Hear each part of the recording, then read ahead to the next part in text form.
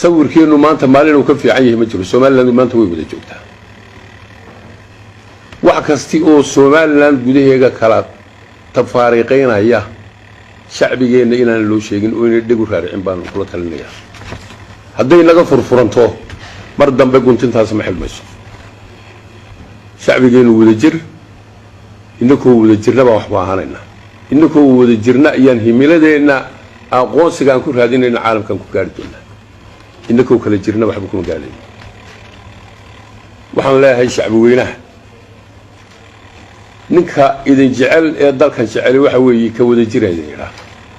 ninka idin nacabi waa ka kala tagayay ila waa ka isku kiin diraa waxaan u malaynayaa 2002 giiban bari aan ka hadlayay khayriyada ayaan idhi Soomaaliland cid u talisay baahantahay cid u abtirso ma baahno Soomaaliland cid u talisay baahantahay maantana cid u abtirso ma baahno xabad basasha waa qurux badan tahay laakiin haddii la dhilo waxay noqon dabaylaha kala qaada mar dambe la iskuma soo celin karo Soomaaliland waa in laga ilaaliyaa in loo miiqsiibo sida basasha oo dadkeega la isku fidneeyo iyagoo in kastoo la kulanteen labada dawladood ee dunida ugu waaweyn haddana maxaad oran kartaa maxaa hortaagan aqoonsi caalami ah oo ay hesho Soomaaliland go'aano la gaaray baa jira 93 markii UNISOM ay timid Soomaaliya oo la yiri Soomaalidu midnimadeeda hal isku hayo oo horta go'aano noocaas ah yaala UN-ta kuwaasi caqabadaha ay kamid yihiin waa caqabadaha ay kamid yihiin iyo caalamka laftigiisa oo mugdi badan kaga jiro waayo midnimadii 60kii aan qaadanay 5 cisho gudahood bay ahayd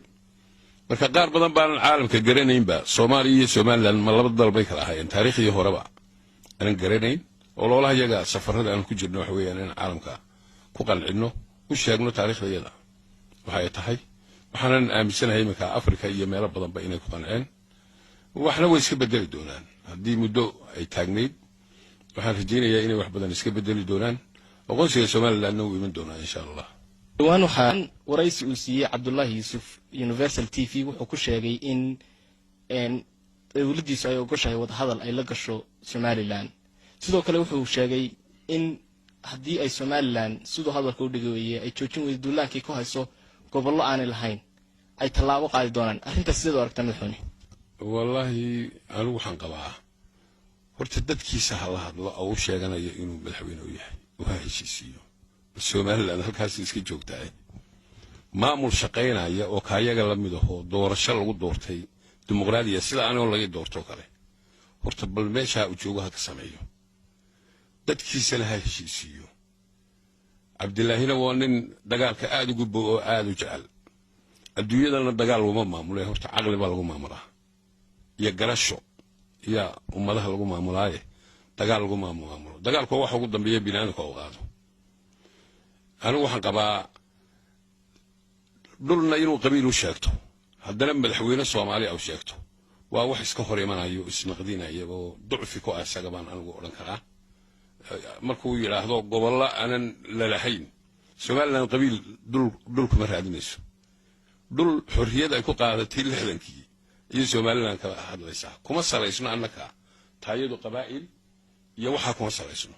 laakiin Cabdullaahi labada sidoo dadka uga wada iibinaya isaga sheegi doona marna inuu qabiil wax ku raadiyo marna inuu qaran raadiyo sidoo uu labada uga wada iibinayo shacbiga bal isaga ayaa tafsiirkiisa loo weydiin doona madaxweyne Soomaaliland annagu qaran ahaan waxaan u go'aansanay inaanu gooni isku taagno go'aanka ummadda ayaanu ka tarjumaynaa gooni isku taaga 60kiina ummadda ayaa midnimada samaysay oo haddii taariikhda dib loogu noqdo bariga reer Soomaaliland baa midnimada raadinayay oo walaalahooga koonfurta u tagay haddana go'aanka dambe ay ka qaatay inay dib u soo noqdaan waxaan u malaynayaa cid kasta inay xaq u leedahay go'aanka masiirkeega ay kaga talinayso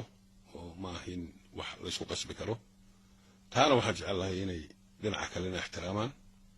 waxaan u arkaynaa haddii midnimo ay shaqayn weyday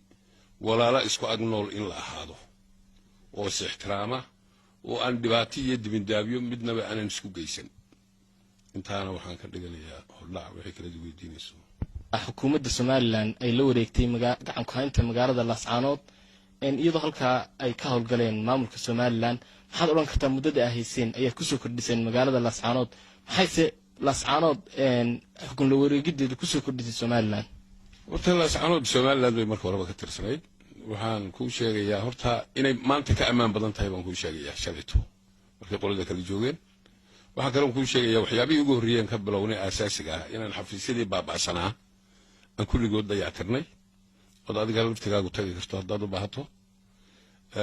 waxa kaloon annaku ku dadaalaynaa maadaama dalka iyaga uu yahay Laascaanood waxyaabo badan oo laga qabanno halkan ka qabsoomay biyo la'aanta iyo waxyaabo badan oo nolosha asaasiga waxyaabahana waan ku talagalaynaa inaanu ka qabanno Abdullaahi Ilaado mudnaanta koowaad baan siinaynaa Abdullaahi Ilaado haddaynu soo laabano dhinaca magaalada Hargeysa dhawaan waxaa shaqadii joojisay hay'adda qaramada midoobay u qaabilsan duulimaadyada oo dhinaca garoomada Somaliland ka howlgali jirtay marka maxaad oran kartaa ay ka dhimi kartaa howlgalladii ay diyaaraduhu ku soo degi jireen ama ka duuli jireen garoomada Somaliland inayna wax ka dhimin adba wad aragtay horta kuwaasi waa parasite ku dul noolaa annaka dusheeda ku noolaa baan qabaa waxa la waxay u qaban jireen ummadan ma jirin garoon lacagtii offer flight charges kay urursadaan waxa la waxay ka qabtaan wadankan ma jiro laami ma sameeyaan dabdamis ma keenaan waxba ma keenaan waxay keenaan shaqaale yar yar oo lacagtii ay urursanayeen ay wax ka siiyaan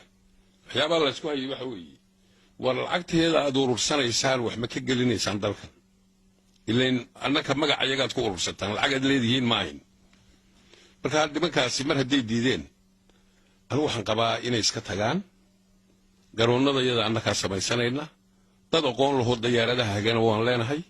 baahi aanu qabnaay ma jirto mar hadday xilkooga gudan waayeen ay sheegeen inay ummadan u fulinayaan lacagtaan idin ururinaynaa garoonnadan idin samaynaynaa balankii aan la galay kaasoo ahaa hadday ka baxeen annakuna inaanu iska shaqaysano nilaahno wala iskalooma baahnina iska taga taasi xaq inaanu leenahay aaminsanay